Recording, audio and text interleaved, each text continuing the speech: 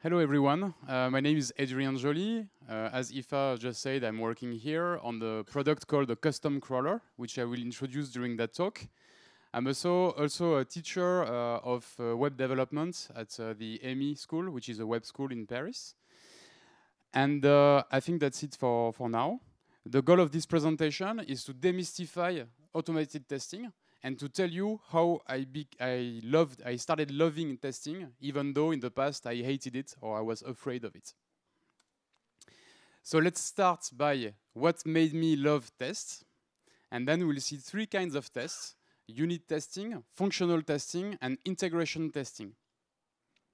So before starting, I have to say that automated testing is a topic with a lot of controversy because it's an evolving topic with a lot of opinions. So what I'm going to display in this presentation is, of course, my opinion based on my experience. If you don't agree with some of the terms, I'm happy to discuss after the talk. So I will start with a story of how I was introduced to testing.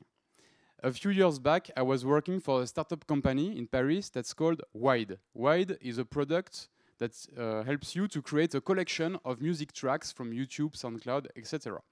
And this was a Node.js application that we developed during several years with a lot of fast iterations, like most startups. So as you can guess, the code base was pretty messy after some time. At that time, for me, testing meant starting the web server on my machine, opening Chrome, and just clicking around to see if there was a bug. That was my definition of testing at that time. The problem is that in 2016, we decided to open source Wide and to make it open wide, so that everybody could contribute and so that the project could keep alive despite the pivot of the startup company. So I became an open source maintainer, even though I had never done that before. And the first contribution I received on that new code base was somebody providing a configuration for Travis CI. So I replied to him, hey, thank you so much for the contribution, but we don't have any automated tests. So what's the point of adding a configuration file for continuous integration?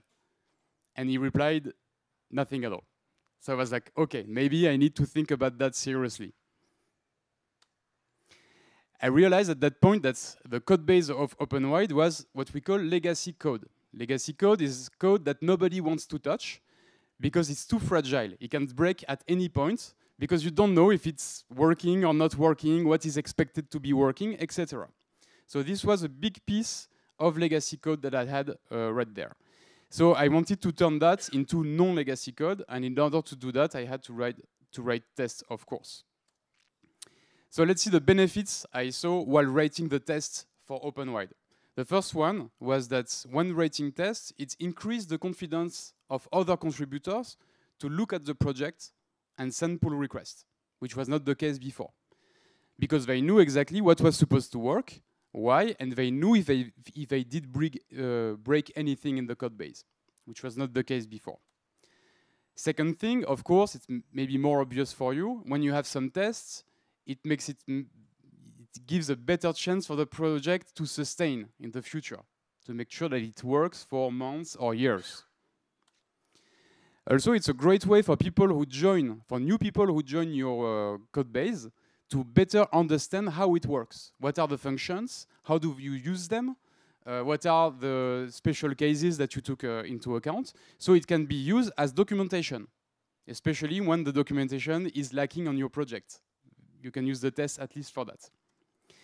And another obvious one, the more tests you write, the higher chance, the lower chance you will have to get bugs in your code, which is always a good news.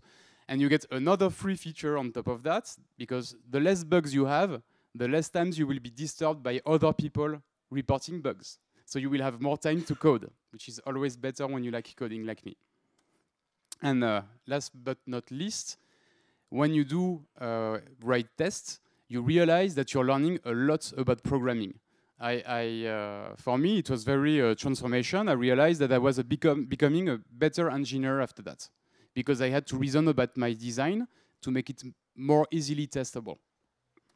Now let's talk about why I love testing now. The first thing is suspense. When you run your test, you say, okay, is it gonna pass or not? And you see a lot of green things going on your screen, and when it happens, it's very satisfying. Second thing is that when you have tests, you know that the tests have got your back. If you do any mistake, you will know immediately because the test will not pass anymore. So it makes you feel and code safer. And the last one is challenge. We don't like to have a long discussion with somebody because of opinions. You know, if you have a lot of tests in your code base and you think that the PR of somebody will not work, you now have a proof that it's not working. So you can challenge other people to make sure that they did the right thing. So let's start with unit testing. When I joined Algolia, so it was a few months back, I joined the custom crawler project. And the first kind of test I saw here were unit tests. I think that's the most basic ones. You probably learned it in school if you were in a programming school. And I will basically, in the crawler team, the unit tests we have were to test a bit some functions that were critical for a web crawler. So let me give you the characteristic of unit tests. When you do unit tests, you only test functions. Functions that only do one thing, and they don't have any side effects. So when you test your function, you will give it parameters, values, and you will expect a return value in return for that function. And you will cover as many cases as you need to cover. And because of that, they are very simple and straightforward to write, and they are very fast to run if your functions are simple. Let me give you an example. Let's say you created your own parseInt function, which would be a terrible idea, but why not? If you create your own parseInt function, you want to make sure that if the user provides 0, 1 as a string, that function will return 1. If you want to write a test for that, using the jest syntax, you will say something like expect parseInt of 0, 1 to be 1. If this is correct, you will get a passing test. Otherwise, you will get a failing test. It's as simple as that. So when you run your test, hopefully you get something like this with a tick that says, yeah, you did it, it's working. So a few tips before we go to the next type of test. First, I know that a lot of people want to have 100% coverage, meaning that all the functions of their code are tested. It's almost impossible to do that, and most importantly, it's pointless. It's better to test your most critical functions first, and then decide if you want to test more or not. When you do your test, I know you will be tempted to add a random number to maybe sometime find a bug accidentally. It's not a good idea. It's better to keep your tests very predictable.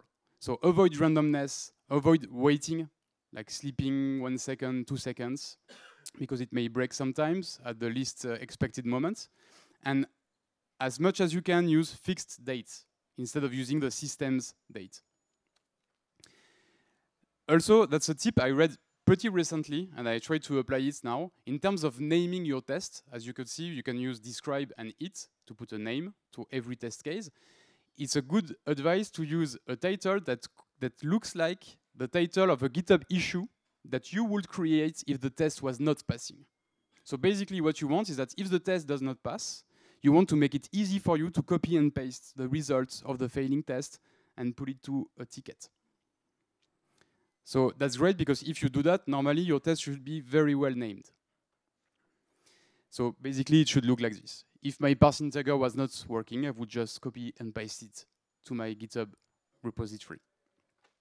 So let's go back to the crawler. When I joined, there was only or mostly unit tests. And my first assignment was to create an API for that crawler. The reason being that at Algolia, we have a dashboard on which the customers can see what's going on with their search indexes and with the crawlers that they're using for their website. So they want to be able to see what URL was parsed correctly and what URL failed.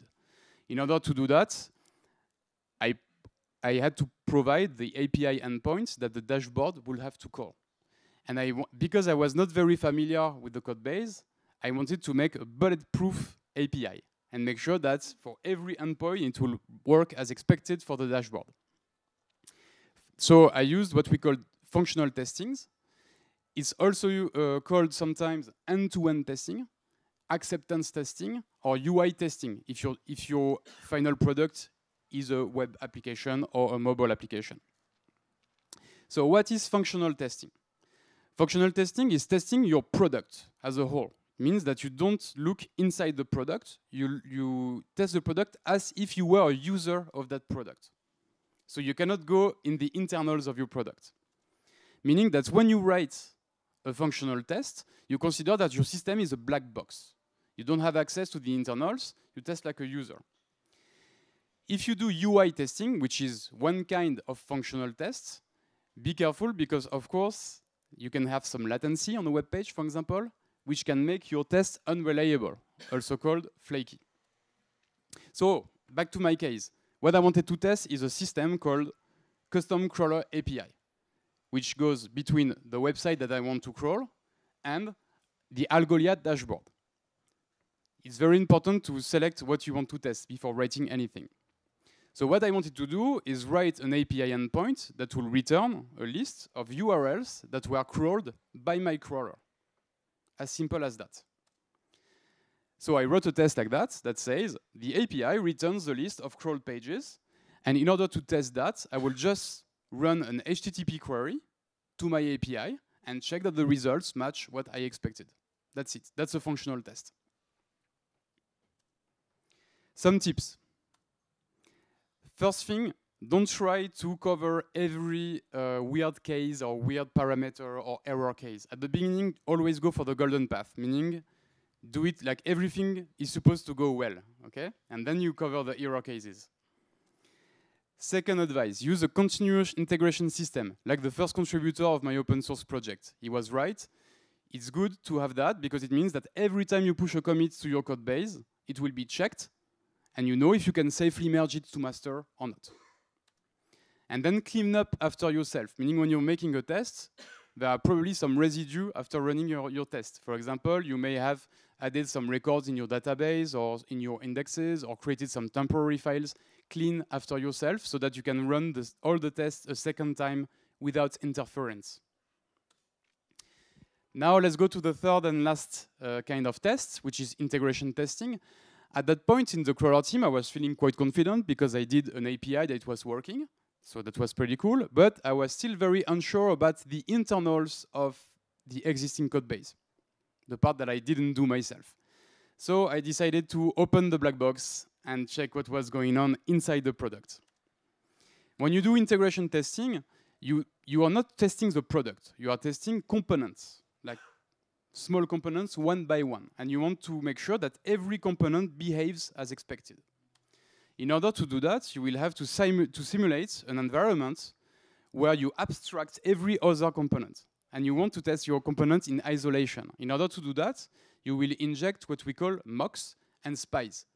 Mock is like doing a fake component and injecting it into the system. Spy is like a wrapper that you put around another component, an existing one, to make sure that all the communication with that component was working as expected. So as you can guess, this kind of test is more complex to write, and they are more fragile. By fragile, I mean that if you change your implementation, you will probably need to change as well your integration test. Also, because if your system was not designed to be tested, be prepared to do some hacks in your tests that will make your tests more unreliable, more flaky, as I mentioned earlier.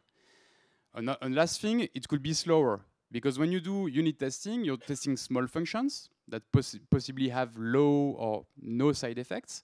But here you have a lot of side effects. By side effects, I mean that a component may be linked to a database, so it may create things in the database, and this takes time, right?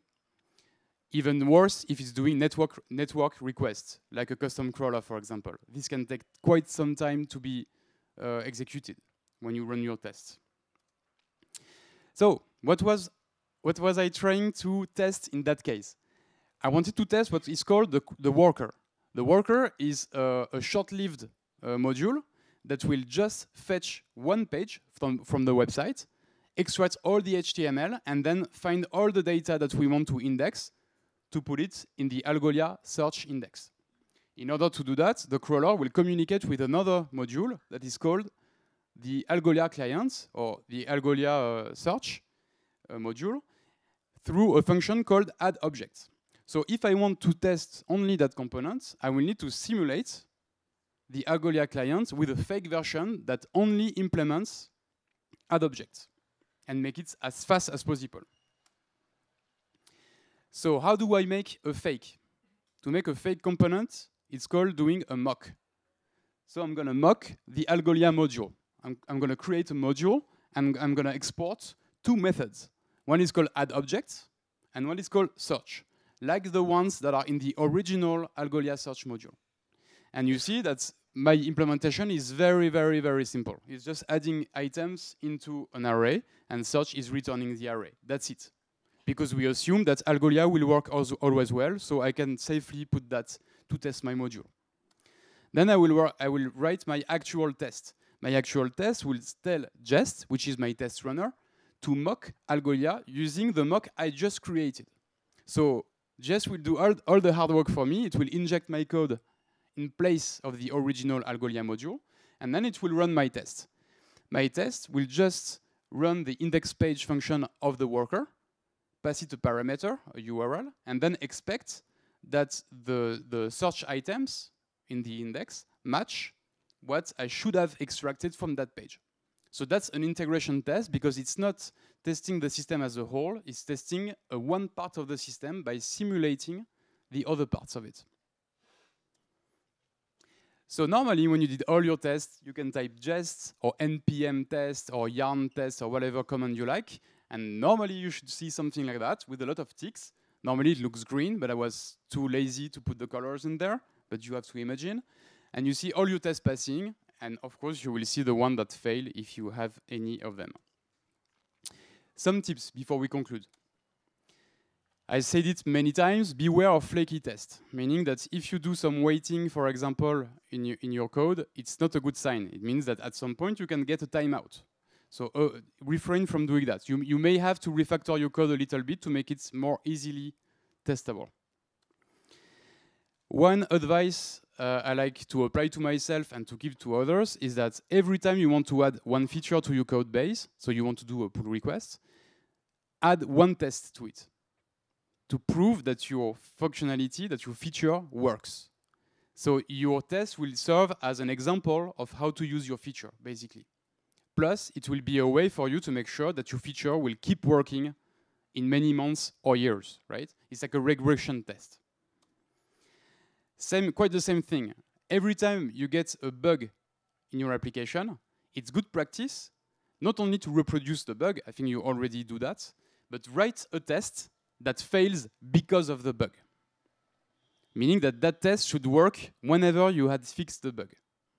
So the rule here is to write a failing test, then you fix the bug, and normally your test should pass after your fix. And include that in your PR so that you can make sure that you will not regress.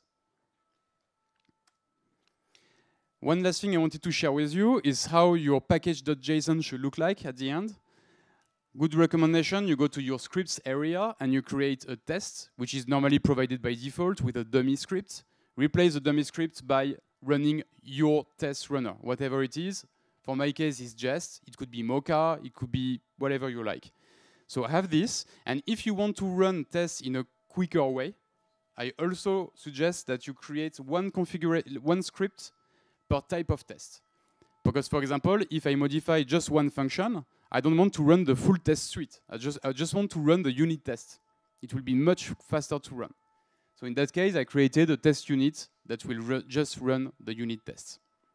And the last advice is that when you use a test runner, put it in your dev dependencies, because people who install your module for something else than development, they don't care about downloading Jest. So don't take the time to read this. I'm going to give it to you. It's a cheat sheet with all the things I said during the talk that you can keep with yourself if you're still a beginner at testing and you need a reminder. And I think I'm going to close on that. You can find here a link that will give you access to all the code samples I provided during the talk, plus the cheat sheet that you just saw on the screen. And I'm happy to reply to your questions if you have any. Thank you very much.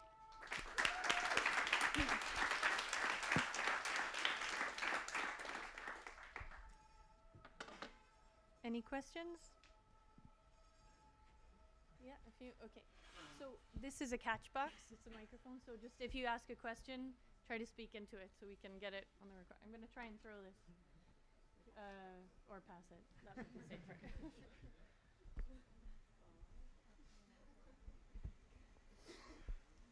would be safer. Hello?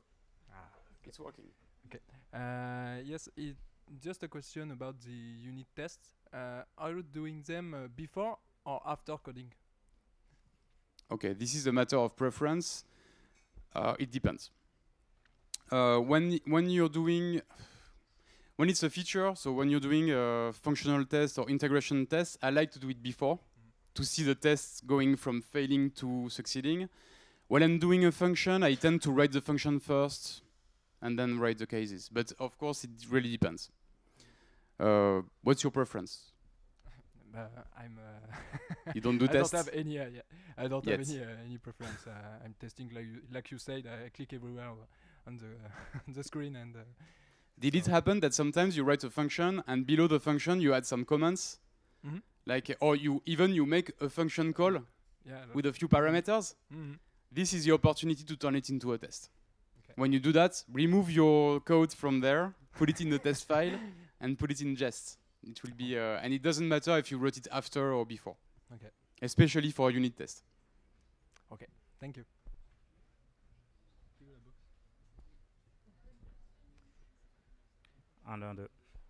Hello, Adrien.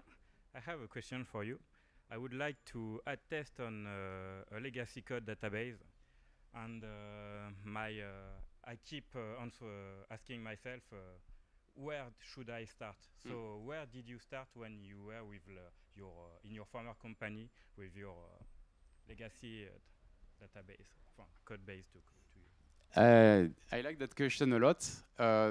When I started with my open source project, I started by functional tests because I cared a lot about the functionality. It was a user-facing web app, so I wanted to make sure that the users could still use all the features that the product has ever had.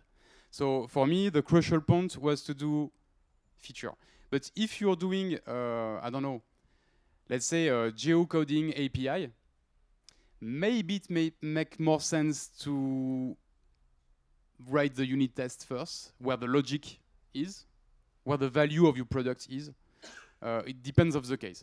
By default, I will say go to functional first, and then you can go down the rabbit hole in the other kind of tests. Okay.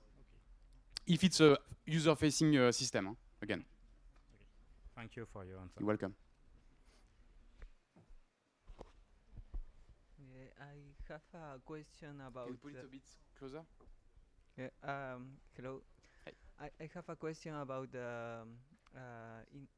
unit test independency, because usually for some data that is shared, it can it's like it implies some dependency. So what's better if at the end of every unit test cleaning leaving that data in the stable state, doing only that, or also at the beginning of each unit test doing some check that the data is the expected one? Thanks for asking that. In the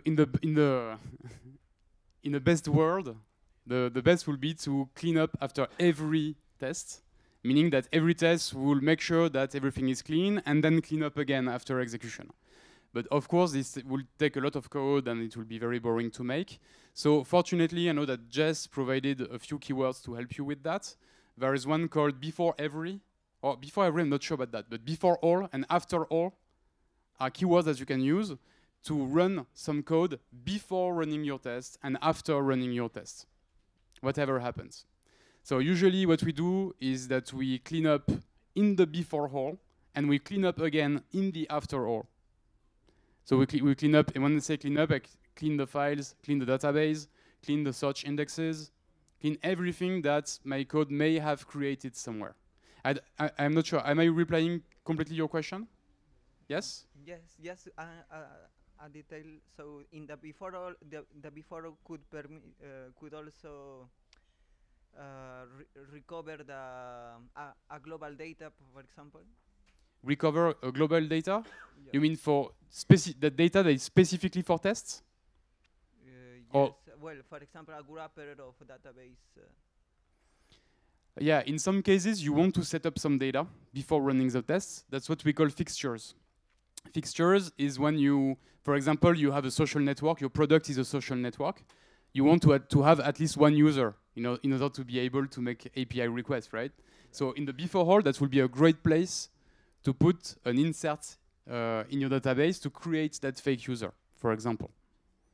And if you need to, if you use, maybe there's another trick if you're in your question. If you use the same database for developing your product and for testing your product, you may want to back up your data before running the test and restore it after. Otherwise, I would suggest that you create another database instance by using Docker or something like that. It doesn't matter how you do it. But yeah, try to separate them so it will be easier and you won't lose data if you do it that way. Okay? I guess Yeah. the last question: is there a way to detect which unit tests are finishing in an unstable state? I don't think so, but what Jess will tell you is if you didn't handle some of the promises, like if you have like background asynchronous operation that you didn't check for, Jess will warn you and it will keep on until you process them. So that's already a good indication. And it can help you fix issues in your code too. I think we can discuss after if you want, okay? Okay, see you later. Thanks a lot. Later, okay?